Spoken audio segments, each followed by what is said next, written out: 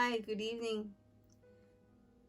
Today's topic will be focusing on communication in pharmacy. So, this is a more communication 101 type of information, and just reflecting on communication because it's so important in pharmacy. Like, you have to communicate with so many different people in order to give the best service when it comes to pharmacy. So in the pharmacy world, the pharmacist is communicating with different people at different time. So we're communicating with the doctors usually. We're communicating with our staff, technician assistants, cashiers. We're communicating with nurses. We're communicating with our patients, with insurance companies. So there's a constant role for good communication.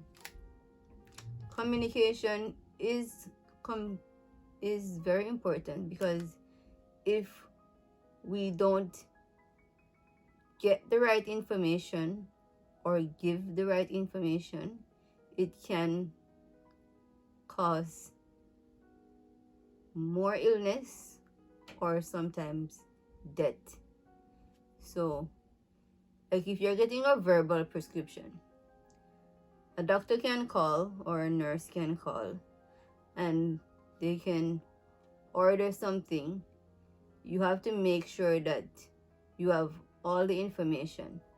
So you have to take the information for the patient, take the information for the drug, and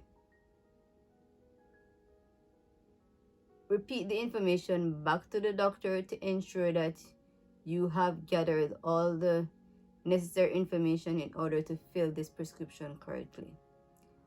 So this is a very important skill to have as a pharmacist. I've had a lot of experience and I've noticed that communication, even at the point where the person comes to pick up their medication from the pharmacy, communication at that point is even more important because we can make the medication ready for the right patient, and at the point where they come to the cash and pick up their medication, if you don't get the right name and address of the patient, the wrong person can get the wrong drug, and that can lead to medication errors and death. So from experience, I have realized how important communication is. I've had recent incidents where the doctor calls on the phone and they give a verbal prescription, and because I didn't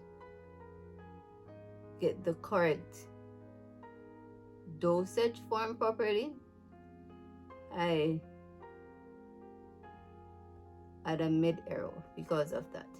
So these are just some of the practical experiences that I've had, and I would like to share with people who are in like pharmacy school or just people in general, because sometimes patients do not understand how critical a misstep in communication can become. It can become very deadly. So it's important for the pharmacist not to be rushed when you come in and to pick up your prescriptions. Be mindful that we are bombarded by the phone calls, by people wanting to speak to us at the counter by supervising staff. There's always something going on in our environment, and we are always trying to protect our patient and do our jobs most effectively. So it's important for patients not to come and expect things to be done instantly, because we are always contacting your doctors about something. We're always having to contact them about allergies. So communication with the doctors can include interactions. It can include underdose, overdose interaction, adverse reactions, limited use codes or billing codes or insurance coverage. There are a host of things. Sometimes there are omissions from the prescriptions, so we don't have the strength, we don't have the duration, we don't have the correct frequency. So we're constantly communicating and advocating for the patient. Okay, so those are just some of the different communications that you may encounter in the pharmacy. So as we're talking about communication, I'm just gonna give you a little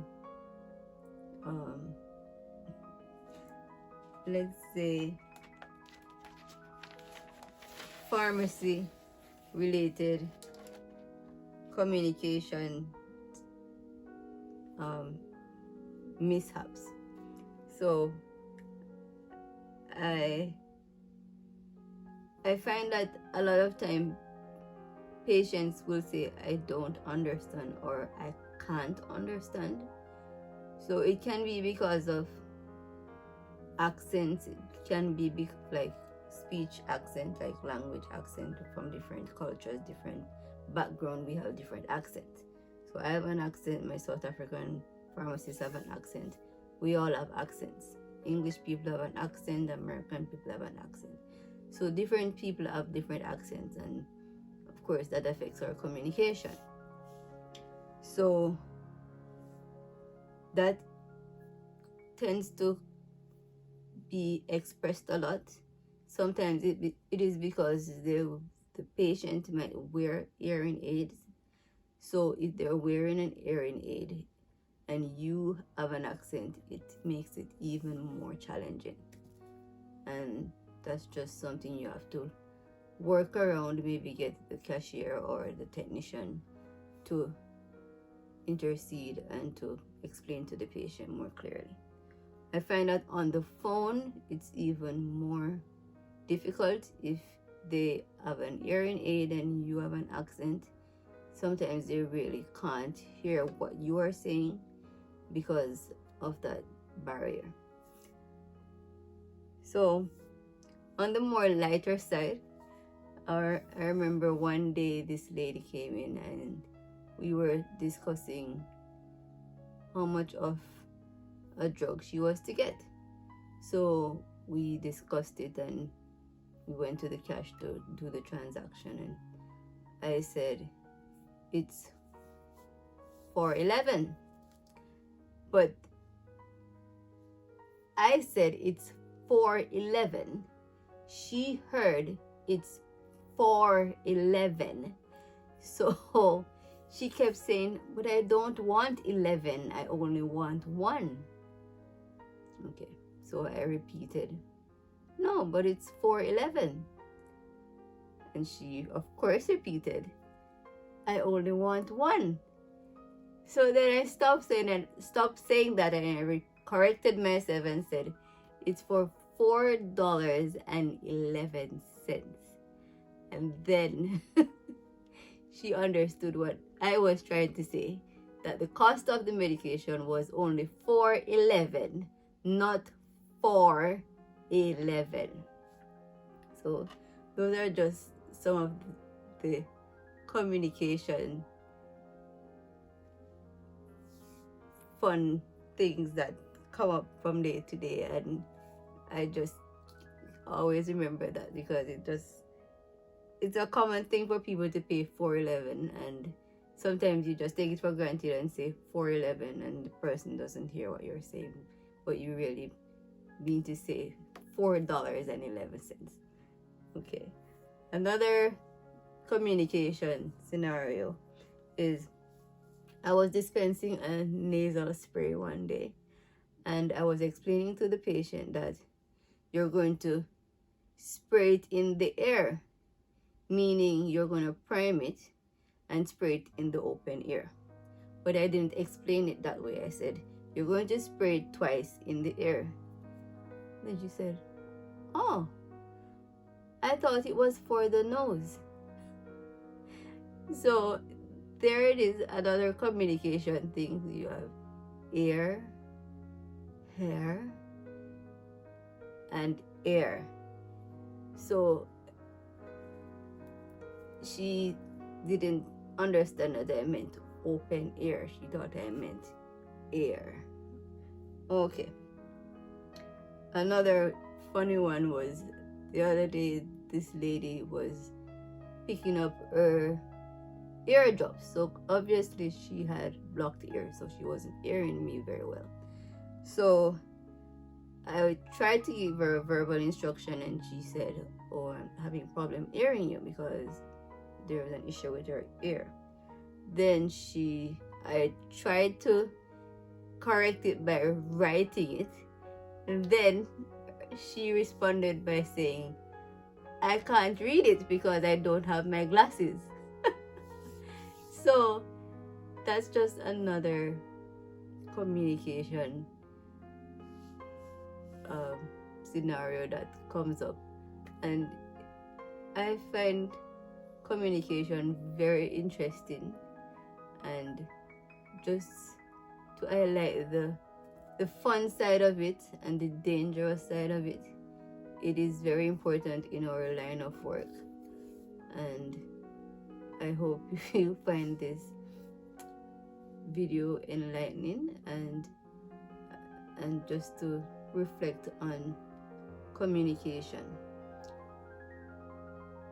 I think I have improved in my communication because since I've been here, I noticed that just saying to a patient, oh, take one tablet 2 times a day, or take this medication until finish, or just giving them instruction about their medication is not enough.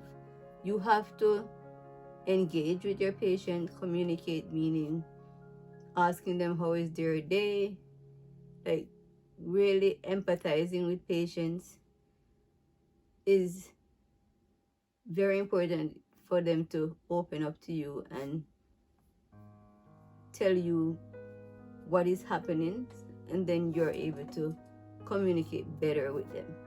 So I have learned a lot about communication over the years, and just want to bring that out to my young student, future pharmacist out there, that communication skill is very essential. I hope you enjoyed this video. Have a good day. Bye guys.